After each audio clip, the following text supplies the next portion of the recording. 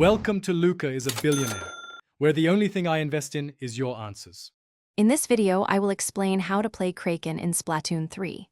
The Kraken special transforms you into an invincible, powerful squid or octo form, making you temporarily immune to damage.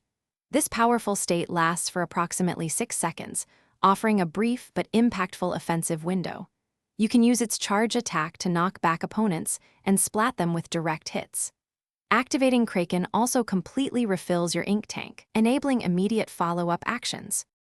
When playing offensively with Kraken, charge directly into enemy lines to disrupt their formation and secure quick splats.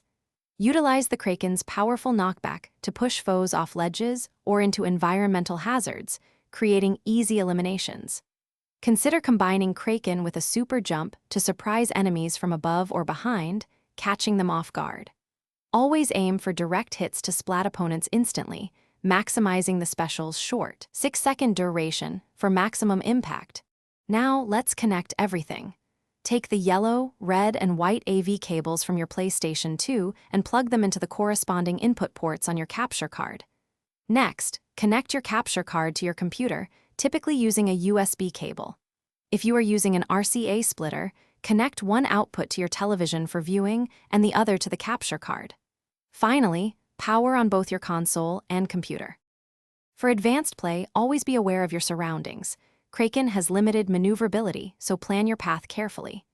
Avoid activating Kraken when isolated, as it's best used with team support to capitalize on the disruption you create.